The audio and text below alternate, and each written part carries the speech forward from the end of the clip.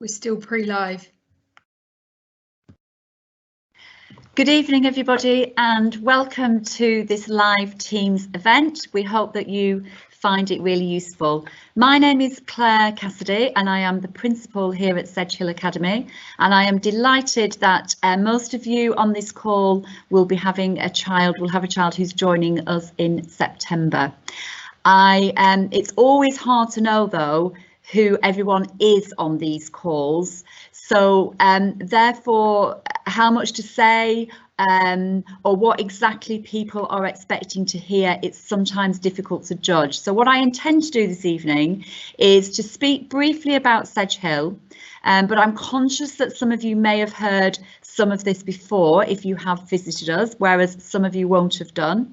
But our main aim, therefore, is really to give you the opportunity to ask questions. So please do feel free, as I'm talking, to pop any questions that you have at all in the chat, and we will come to them in a few minutes. I'm joined on the call by Miss Oregano, who is the Vice Principal here, and we work really closely together.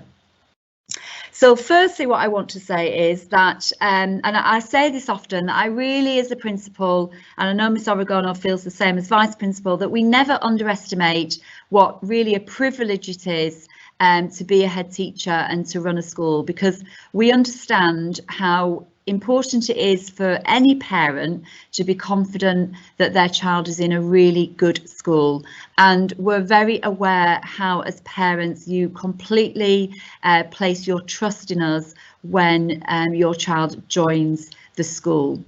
So as a result, we are really committed to working hard with all of our young people, and what we are trying to really achieve is we want them, when they leave us, whenever that is, at the end of 5 or hopefully at the end of 7 years from our sixth form, we want them to look back and we want them and you to feel that they have made really strong academic progress, so they get a really good set of exam results, but they also feel that they have had a really rich experience outside of the classroom. And we also want them to look back and say that they were actually happy at school and they enjoyed school. So those are the 3 things that we're really trying to achieve. And I would say, in a very quick resume, that to ensure that that happens, what we concentrate on is making sure that we have, we do have a really high standard of behaviour. So we are strict, but we're very fair, and reward and recognising students for all the good things they do is really very much at the heart of all of that system. And then we really concentrate on the quality of the teaching and learning. So the quality of lessons, what's going on all of the time in those many classrooms. So staff meet really regularly and plan lessons together. We have clear teaching and learning policies within the school, and we talk about the best way to teach young people all of the time. We then really provide really good resources for students so that they can learn outside the classroom. So all of our students, all of the Year 7 students, when they join us, will be given a Chromebook, and we buy into lots of online resources that they can use, which are really productive. We then concentrate on a really rich extracurricular programme. So when your child joins us in Year 7, we expect them to do at least 1 extracurricular club a week. We see that as part of their entitlement, as part of their curriculum. So it might be they decide they want to join the debating club, it might be playing chess, it might be playing football or netball, it might be drama, it might be the food club. We have a really wide range, and just look on our website and you'll be able to see really easily all of the clubs that we have going on. And then all of Year 7 to 9 are part of the MIST programme, which is run by Andrew Lloyd Webber. So they'll all be given an instrument when they join Year 7, and we will teach them to learn that instrument and then provide a lot of musical activities that they can be part of, particularly if they're talented at music and they enjoy music. So last Thursday, I was at the Queen Elizabeth Hall on the South Bank watching 14 of our young people perform in front of Lord Andrew Lloyd Webber and play with lots of other talented musicians. We have Cultural Capital Week in the summer when they'll be doing lots of extra activities and lots of trips. And then we provide lots of opportunities for them to develop character. So in Year 7, some of your children will end up being part of the Student Council, where they talk to their tutees and take their views and opinions to that group. By the time they're in year 10, some of them will hopefully become our really strong prefect team. So there are lots and lots of opportunities. We'll also, when they join us in year 7, be saying at Sedgehill that we expect really good manners. So we'll be teaching them about what we expect and the way that we treat each other, and kindness is one of our values, so that we instill in them that the way that we speak to each other and talk to each other is really, really important as well. And then there are lots and lots of other extracurricular activities which I won't go into now, but you will find out about when your child joins. We're also part, of course, of the United Learning Trust, in case you're not aware. That's a very big multi-academy trust. It has schools all over the country, some incredibly successful schools. And here at Sedgehill, we really benefit from that because we share great practice within the group. We go and visit other schools. We do collaborative projects like music, an annual music concert, and there are lots and lots of activities for them to be involved in. So that's hopefully helped if you didn't know much about Sedgehill. To those of you that perhaps knew a lot already because you've been to our events and are joining the call tonight thinking about what's happening next, you should have received 2 letters from us. And in the letter that came out on Friday, that had attached with it, or a link in it, to a short version of our handbook, so some really key information. You'll have probably picked up that we're going to have a brand new uniform for year 7 next year, so it gave you some information about that. And we will be in touch again over the next few weeks and months with more information for you. So a much bigger version of the handbook that will have everything we think you need to know, and also information about when we would like you to come into school to meet with us, so that we can get to know you a little bit better, and also information about the transition day, which is of course the day when in Lewisham all the schools have that on the same day, so it's early July, and we invite the children in to spend the day with us. So I'm going to just pause there. And I'm going to go and see what questions we have, which hopefully will mean that you go home tonight having all the information that you wanted. I think somebody is looking at the questions and is going to read some of them out for us. Good afternoon. My name's Jane Nelson. I am Marketing Communications Manager for Sedgehill Academy. First question we have, Claire, is will there be any opportunity for the children to come in for learning before September, apart from the Lewisham transfer day? So another opportunity for children to come into school. So what I can tell you is that last year we did have a summer programme, and that was over a 2-week period. We are not sure as of today whether or not that will happen this year. We haven't quite taken that decision, so I can't say that there will be that opportunity. What I can just guarantee is that if there are extra times that we're open for students, then we will communicate to you as soon as we can. Otherwise, it'll be the transition day and then a start in September. Thank you. OK, next question is, could you give us a little bit more detail about the change of uniform, please? Yes, so we have changed our uniform as part of sort of the process of becoming an academy. We consulted on that, and quite a lot of people thought that that was a really good idea. So we've gone ahead with that. We think we've got a really beautiful new uniform. We hope that everybody likes it. And we've worked with a supplier who has helped us design that and source that for us. So it's navy blue as a base colour, and we hope it's really smart. We have obviously been really careful about the pricing of that uniform, so we've done a lot of work to bring it in at a cost which actually some of it is slightly lower than our old uniform. We always say to families, if there's any kind of individual concerns about uniform, contact us directly and we will talk to you about that. In terms of other things I can say, you should have had some information about it. So really, if you contact the shop or look in our handbook, you should be in possession of everything that you need to know about at the moment. Always worth emphasising what it did say in the handbook, which is that we buy the school bag for all of our year 7 children, so you do not need to buy that bag.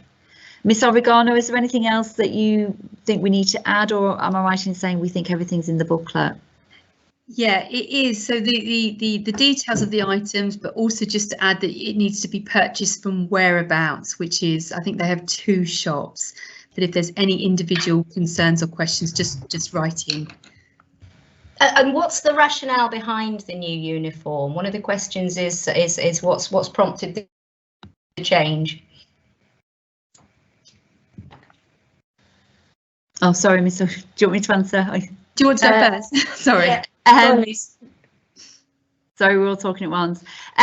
So obviously we became an academy, and lots of us, you know, that doesn't mean we need to have a new uniform, but we wanted to signal that change, and lots of people that we spoke to really felt that it was time for a change with the uniform. There were some things which means it's not perhaps as smart or as nice looking as it could be. So there was quite a lot of discussion internally, obviously not with prospective parents, that led us to believe that the consensus of opinion was that that would be an exciting thing to do and a good thing to do at a stage when the school has been going through quite a bit of change and is you know, has moved on a little bit. So that's really why we decided to change it. Miss Oregano, is there anything else you want to add to that? No, just that, you know, I think part of that question, I'm just looking at the chat, is about, does it come in line with the government guidance on uniform? And yes, it does. I think that person also acknowledges that it has quite a lot of Sedgehill logos on it, and we think that's really important for consistency and for fairness across the year group. And it's also a really good way of us helping to identify students and them to, you know, represent our academy really well in the community. Yeah, I think you've said it all, Miss. Yeah, just to emphasise again, you know, if people have concerns about the uniform, we do work with families individually, so please do be in contact with us if you've got any concerns whatsoever. We've already had some emails that we've responded to on that. And the PE kit has already changed, hasn't it? Yes. So there's no change to the PE kit. Okay, thank you. Next question are about clubs. Will there be a dance club? So yes, we do currently have a dance club, really successful this year. It's a new teacher that started running that. So I fully expect that that dance club will continue. I always have to put the caveat in when I'm talking to parents that, you know, I can never guarantee the clubs. Sometimes staffing's change, sometimes staff have other responsibilities that they need to do, which means things need to shift. Sometimes clubs aren't open to every single year group all of the time. But as of at the moment, we have a great dance club and we expect that that will carry on next year. Lovely, thank you. And what about languages? What languages are on offer? So we do French and Spanish. That is, there isn't really a choice when you come in year 7 as to which language you take, because it depends on the group you're in. However, we do always obviously have some children coming to us who may be fluent in one of those languages. The recommendation of the head of department, as in many other schools, is that if you're fluent in French, it may well be that you should be taught Spanish in year 7. And so if children are in that position, then it's always good to let us know that, and then the head of department can work around that, but it'll either be French or Spanish. We do, when we get to year 11, offer and support students to take GCSEs in home languages if they wish to do so. Lovely, thank you very much. And then one other question, just to clarify, the communications that have gone out to parents. We've only sent one email out to parents so far, haven't we? We have, but when I said 2 letters, when people got the offer from Lewisham, they should have received a letter on that occasion as well. Lovely, and we'll follow up obviously this meeting as well with another email with a link to the recording from tonight as well to everybody who for those who've not been able to be with us at the moment. Okay, next question is about the what happens if my son's school is Holbeach and they have their school journey in the first week of July. What happens if that clashes with the Lewisham induction day? So we've had this before. I remember, actually, this takes me back to pre-COVID now. We cannot change the actual induction day because it's an agreement among all Lewisham schools, and Lewisham inform us when that date is. So if a school then decides to do their school journey, they won't be present on that day, and there's nothing we can do to avoid it. But we will be inviting you to come in at another day in, probably it will be a July date, when you can come and visit the school, and that also forms part of the induction. So and then also in September, when year 7 start, we always start with an induction for year 7. We're talking already, we're planning that to make it even better this year, and probably almost a little bit longer than normal. So I would say don't panic about that. Again, if you're really worried, if your child is saying they're anxious, just email in and talk to us about that either now or when we invite you into a further meeting, and we can work around that. Lovely, thank you. And if you could just touch on the school day, what time do students start and finish, please? So they have to be in school, I would say 8:20 really, because they have to be lined up for 8:25. We have finished at 3:05. But in year 7, that has been different this year. So year 7, we've introduced this year something called year 7 prep. So on 4 nights a week, year 7 stay till 4 o'clock. One of those nights they have to do an extracurricular club, at least on one of them. And the other nights we have used to teach them how to do their homework, which might sound, why do you need to do that? Everyone knows how to do homework, but actually it's quite a complicated process. We introduce them to all the platforms we use. We teach them how to use a knowledge organizer, which is something we'll talk about when you come and meet with us in school. And that's quite a sort of a very specific process. The feedback from that has been very, very positive from students actually, as well as from year 7 parents. So that has been very, very successful for us this year.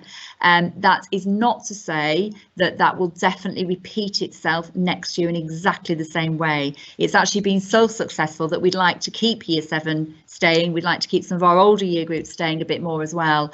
So again, we're clearly, you know, only really halfway through the academic year. So it will be around Easter when we make final decisions about next week, which will next year, which we will then communicate to you when we're back in touch.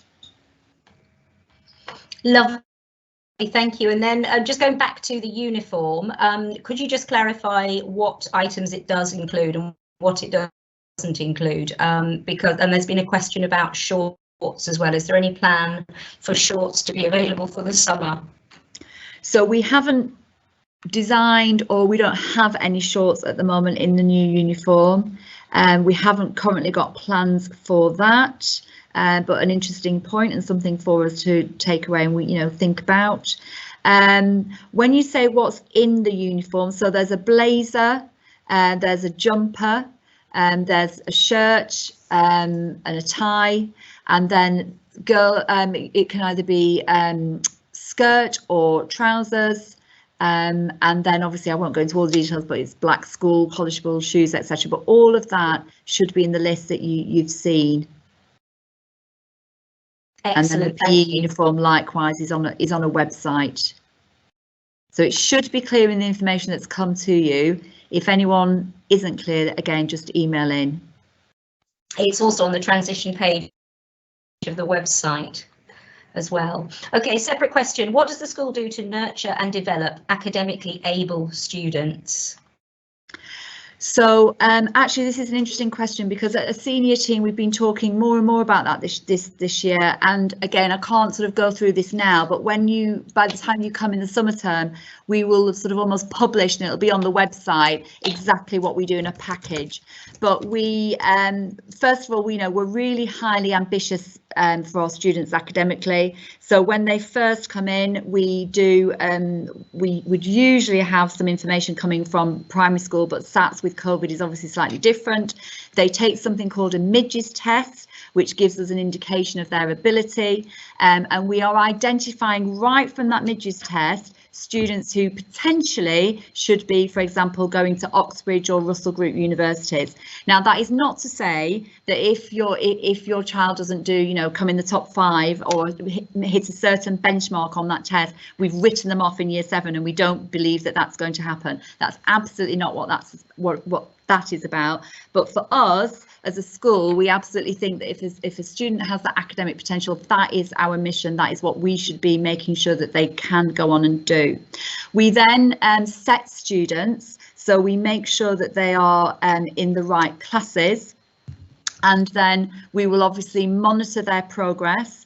And there will be interventions for some of our higher ability students just as much as for all abilities. And so they'll be pushed by their teachers to achieve. We will offer certain extracurricular clubs that may be well suited to highly academic students, such as the debating club has been specifically set up, and students of who are highly academic have been encouraged to attend that. We will look, when it comes to the pathways in year 9, which subjects those students are doing. So again, we will guide them and obviously work with parents. There's always got to be a certain amount of choice in there, but we will be guiding those students so that they're taking a good academic rich collection of qualifications, which again will make sure that sort of doors are open to them when it comes to universities. And we offer a good rich academic sort of pathway in our sixth form as well. So we have a range of activities, and we would look to enhance that sort of through various extracurricular things, or when it comes to languages, it may be that we would look to offer them, if they're really able, the opportunity to do more than one language. That's something that we haven't had students doing here, but we are looking to think about doing in the future. Thank you. And then just going back to clubs, a question about the availability of hockey and swimming for year 7. So I have to be honest, we don't have either of those clubs running at the moment. We would love to. We have a very ambitious PE department who are wanting to run more and more clubs. We're bringing some outside coaches to do that. But at the moment, we don't, unfortunately, have hockey or swimming. We do have a student who is very, very good at swimming outside school. Hopefully might even make the England team at some point. But yeah, I'm afraid we don't. OK, and now we have a question about the behaviour policy and what is meant by disruption-free learning. So we call our behaviour policy disruption-free learning because I suppose we hope that describes what we want to achieve. It's based on the premise that we absolutely believe that all students are entitled to be in a classroom where there is no disruption, because we know that disruption means that learning is stopped. So our policy starts with a sort of high level of communication with students about the policy. It's very simple and straightforward. If a student does something which, the teacher judges disrupts a lesson, so it might be calling out, talking when they shouldn't be talking, then they will be given a warning, and that warning is put on the board. And then if they repeat that, then they're sent out of that lesson. So if the teacher's judging that student is disrupting others, they'll be sent out of the lesson to what we call our disruption-free learning room, and they will spend the day there. They will then have a meeting with that teacher to talk through what went wrong. There is a detention, and the parent will be contacted. So there's a very clear system, and it's all built on us being very, very clear about what we expect of our students, having very sort of simple rules that everybody follows, but really also just, having the highest of expectations, because we know that if we have high expectations, we know, because we see it every day, our students can meet those. It's also based on having really clear routines around the school. So we do something called roll call, which means that twice a day students line up. That gives us an opportunity to make announcements, to sort of talk to them about their learning, to be very positive with them.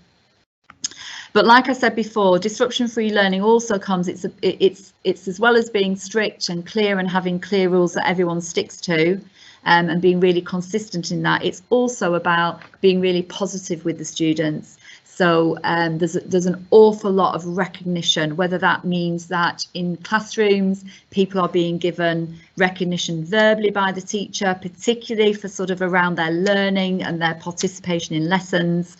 And also it means things like every week we end the school week with the tannoy. So I come on the tannoy and every single member of staff has done at least one recognition for students. So we read a citation about those students, and they get badges which recognises the hard work that they've done as they accrue along the term. Miss Oregano, is there anything else you want to add? I can go on for ages, but I don't want to. No, I think you've covered it, Miss.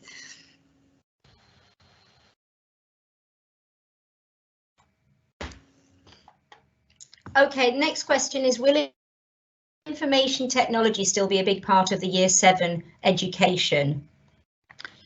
So the way it operates here at the moment is we do still teach information technology in Year 7. I know that lots of schools don't do that anymore because it's not really part of the national curriculum. We do here at the moment, and it works on a carousel. So just very quickly, students will study maths, English, science, RE, history, geography. They will then have a lesson of drama, I forgot what I was going to say, drama, music and art. Sorry, so drama, music and art, they have a distinct lesson. They'll have PE, and then they'll be on what's called a carousel, which will include IT and design technology. So they will have a block of 6 weeks when they're doing IT, and then they might move on to do 6 weeks of food, and then 6 weeks of textiles, and then perhaps resistant materials during the course of the year. Some of the students might end up with 2 blocks of IT, and so that's how we run it here. Thank you. And just quickly, a question about engineering, because we obviously offer it at Key Stage 5 at the moment. And there's a question here asking whether it may be brought into part of the GCSE offer at any stage. We review the pathways that we offer year on year, so that they best fit the students that are going into that year, and it also does depend on the size of the year group as well. Now, last year in Year 7, the number of students coming to us increased quite significantly, so we have an extra class in that year group, and we expect this year as well, just based on numbers and sort of feedback that we're getting, that there are, we'll have a lot more students coming. So as you increase in size, that does open up the possibility for us to consider other options. So again, it's a really difficult question to answer because we're 4 years away from when your children will be deciding, and there are many factors which come into sort of the formation of that curriculum. So it is possible, but that is absolutely not a guarantee. We also have to consider that sometimes there are quite a lot of courses offered, but they don't necessarily fall into ones which will give qualifications that we think will be useful to students. So it's always something that we're thinking about. Again, I would say if there's somebody out there who's very keen on that, then it would be good to have a sort of individual conversation when you come in June, July and meet with us. Thank you. And so I think you just mentioned how many classes there are in a year group. There's a question how children are put into classes. For example, do you put children from the same primary school into the same classes? So no, we don't do that, because we, when students arrive, even when we've got their SATs results, we do a reading test immediately. We also do, like I said before, something called a midges test, which, if you know CATS test, it's very similar to that. It's a kind of test that you do if you want to go to a grammar school, but it's a really accurate measure of students' ability. And we also do a maths baseline test, and that's actually a test that students do in every other United Learning School, so it's not just done here, and that provides a lot of rich data for us because it allows us to see how our students sit with other schools. And there's also a test of their writing skills. So we ask them to write something, and the English staff look at that in quite a bit of detail. We do those tests quite quickly, and then their groups are based on the outcomes of those tests, because we do set children here. We do believe that best quality lessons happen when students are in sets. Now, that doesn't mean that they will be in the same class for everything. And again, without going into the complications, when we write our timetable every year, it depends. This is when we make those decisions, and it can change from year to year, which is why I'm being a bit hesitant, because like I've said before, I can't guarantee it will be the same. But this year in year 7, all of year 7 have maths at the same time. So that means that the maths department can decide who is in which group, and they can move those students around if they need to. We have 2 formal sets of exams a year for year 7, 8 and 9. We tend to move only after those exams. The same happens in English. Some subjects will happen at the same time. So maths, English and science will form their own groups. And then based on the results, we will put students into classes for their other subjects. Okay, thank you for that. And how do you ensure that children with SEN but no EHCP are supported as they start school? So I'll let Miss Oregano speak, who's in charge of inclusion in the SENCAR. Hello. I think the key thing, and I know there's a couple of other questions about SEN. I think just first I would say that what we will do here at Sedgehill, I think a key part of what we offer for SEN children is partly to do with the information that's passed from primary schools, but crucially, and I think more importantly, we will do multiple testing with the children in September to look at those needs, because quite often that the needs that are identified in primary school are different, or you know, the way we can support them is very different in a secondary school. So we undertake quite a lot of testing, including what Miss Cassidy has said, the reading test, which tells us if children are struggling or have struggled with reading, maths tests and midgets, and that really gives us a picture of the children that arrive here. And based upon that data that arrives and some other tests that are specifically linked to SEN, for example, something that's called the Boxall profile and an SDQ questionnaire, which looks at children's mental health. We're aware, obviously, that there's been gaps in learning because of COVID and children being out of education and having online learning. So we look at those tests, and that really tells us what the year 7 group looks like, but more importantly, the needs of individuals. And based upon that, we would look at the support that we offer. In terms of SEN, well, you know, the practicing of what happens at Sedgehill is how we help the children with the school day and the disruption-free learning policy. We obviously don't expect children to know all of the rules and routines and the expectations and how to navigate the school or transition to secondary school. It is a difficult period. So we really spend a good couple of weeks in September practicing what happens at Sedgehill and supporting children with the transition period. And it's those consistency of routines, helping them know how to line up, helping them to walk around the school site in a calm and quiet way, helping them understand the disruption-free learning policy. We really think that puts the children, including those with SEN, in a really good position to understand the rules and routines.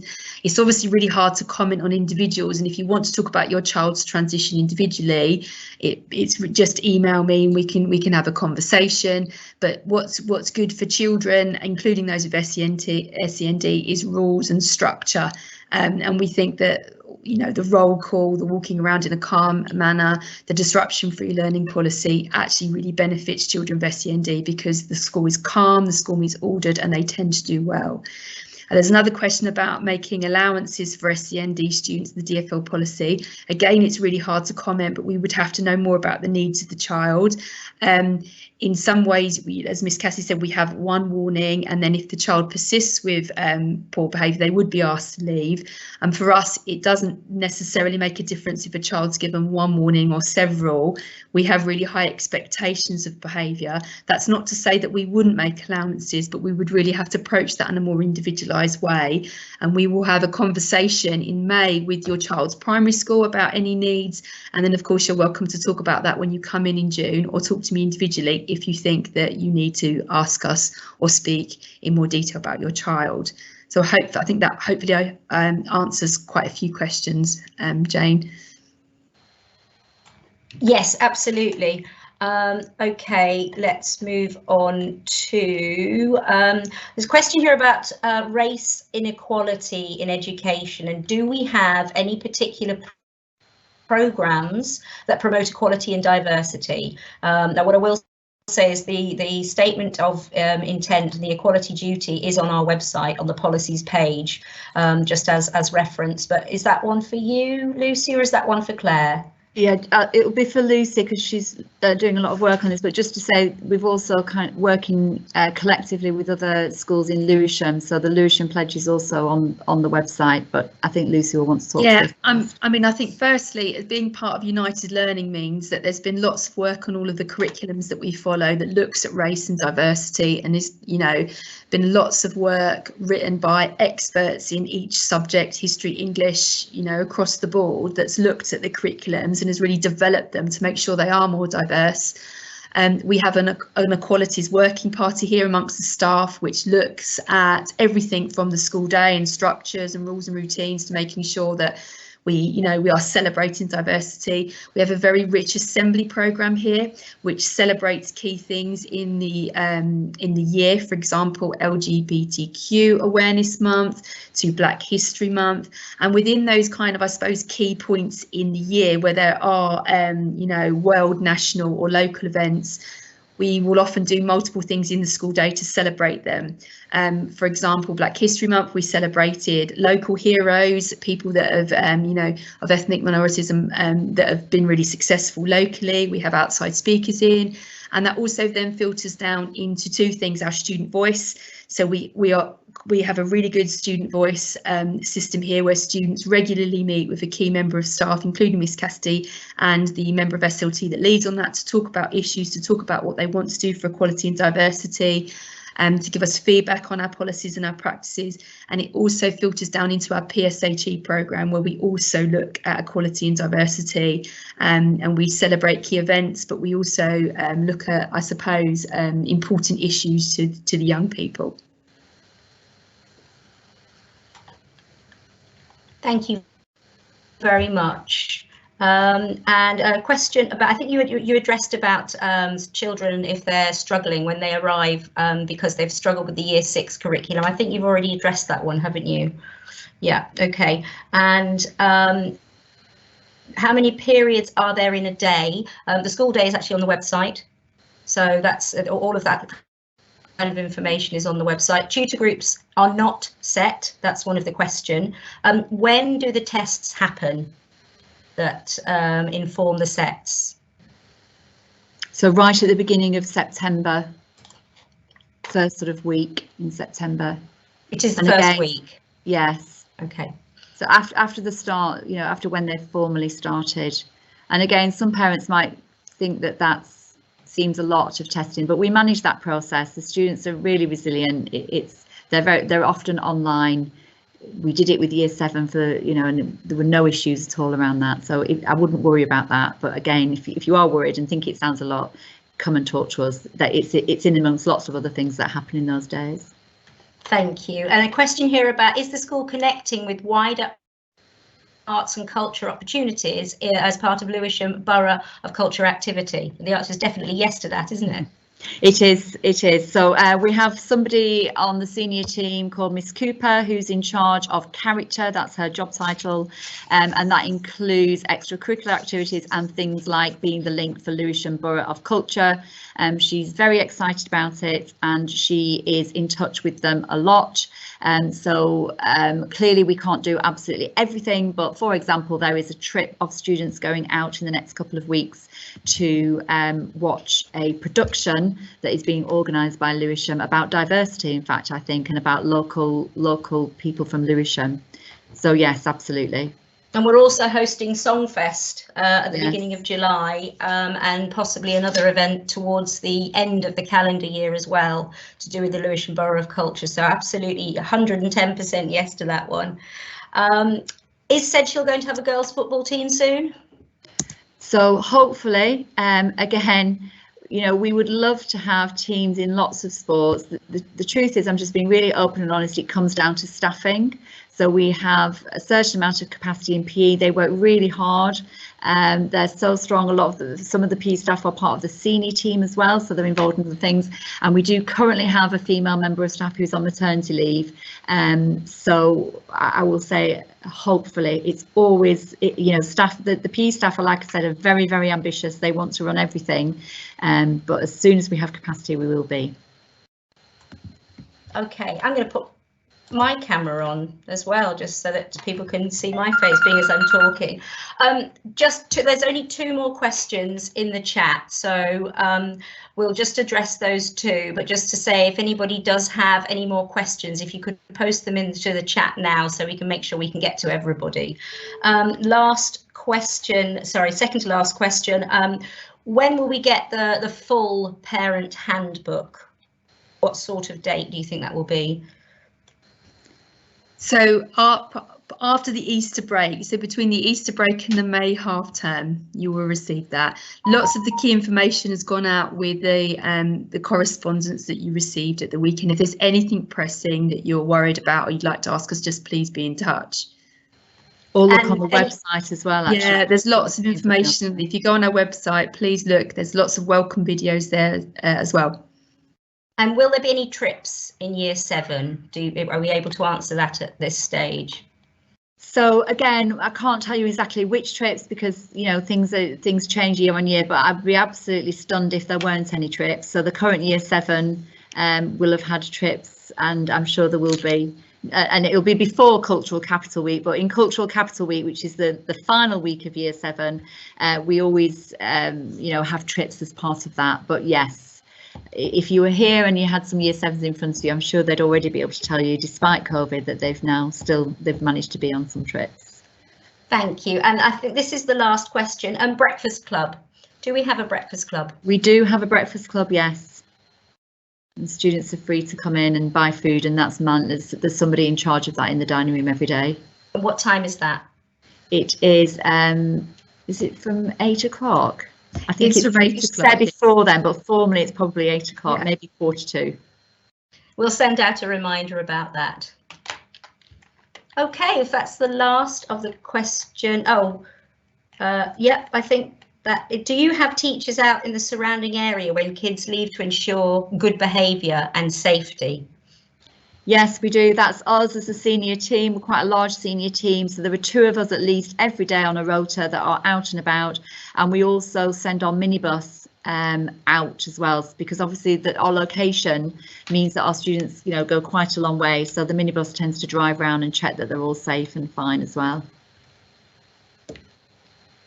Okay, and just one parent just asking about the mini version of the handbook. So just to clarify that we didn't physically send a handbook out. We sent out a link to a handbook which is also on our website. So you wouldn't have received an actual physical handbook at this stage. It was just a link to a digital version in your letter.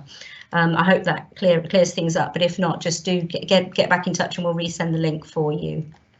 And Jane, there's another one coming just as you were talking. Yeah. Do we have a contingency plan? So the answer is yes, we do. We have to have a contingency plan. All schools do. We even you lose track. But last time we were, you know, there was a sort of substantial lockdown, which does seem a long time ago now. We were teaching live. So all of our students in the school now have a Chromebook. And so we would just do live lessons. But we do have a full contingency plan.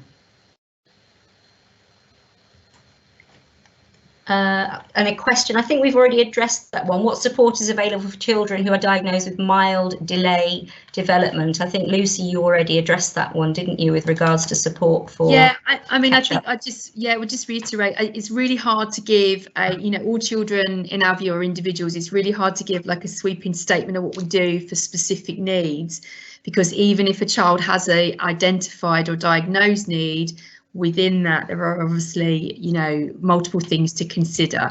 So we firstly, as I've said previously, we meet with the SENCOs or key people in inclusion at primary school. Lots of information is transferred, and then we meet with the parents of children in June and July to talk about any needs they might have. So it would be really important just to contact me about individual specific SEN needs and what we do and don't offer. Just really briefly though, we don't offer any in-class support from teaching assistants. Our teaching assistants run interventions to support SEN needs. So just please be in contact with me individually about SEN needs. Thank you. Okay, I've closed the chat, so that's the end of the questions. Just to say that we will put a download of this meeting onto our website and send that link out to parents and carers tomorrow. So I'm going to hand over the last word to the principal herself. Thank you, Jane. Yes, not much to add for me really, but just a huge thank you for joining us this evening. And like I said at the beginning, it's hard to know what everybody came to the meeting expecting, but I hope it has been useful and that we've answered your questions, and we just really look forward to meeting you over the next few months. Thank you everybody, and good night.